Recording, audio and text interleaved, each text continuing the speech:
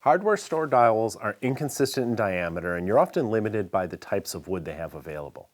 Whether you need small pieces of dowel for a joint or larger dowels for spindles or chair stretchers, it pays to know how to make your own. Today I'll show you a fast and easy way to make small and large dowels from scraps of wood at the router table, including some tips for more consistent results that other videos seem to skip over.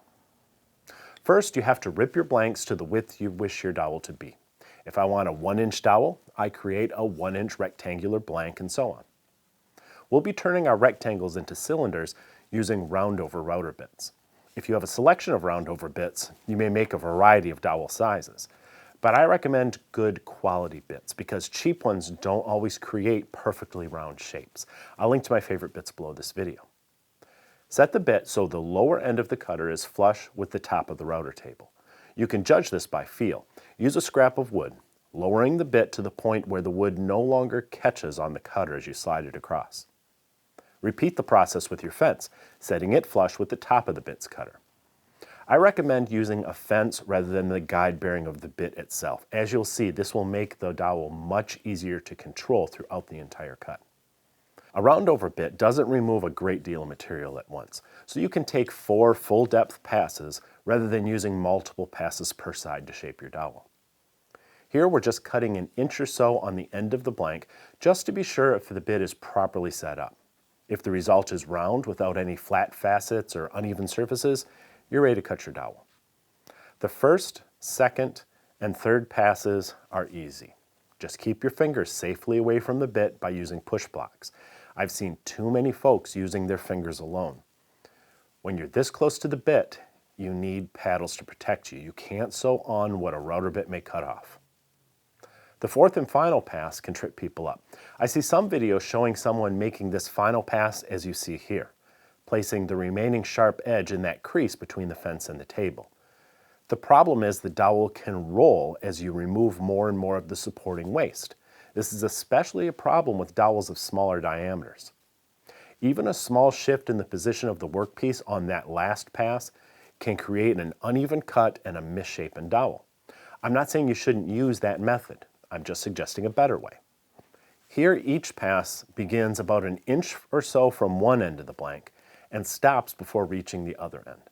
This leaves little rectangular bits at the ends of the blank which keep the dowel from rolling on you and produces a more consistent result. The downside of this method is you must have fence and table support for the full length of your dowel. You can't let the end go off the table as you complete your cut. This might limit the length of the dowel you can create on your router table, unless you use this suggestion I found in an old issue of Shop Notes magazine. Frankly, I can cut a dowel about 16 inches in length using my router table alone, and I find that sufficient for most projects. Usually a router bit will leave a smooth surface that will require only some light hand sanding along the grain.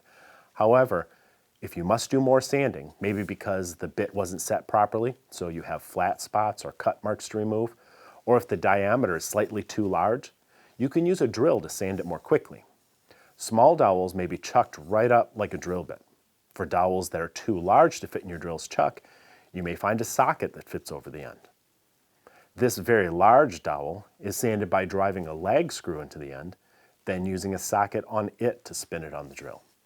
In this case, a nail was also driven through a scrap of wood and used as a center to hold the opposite end as it spun.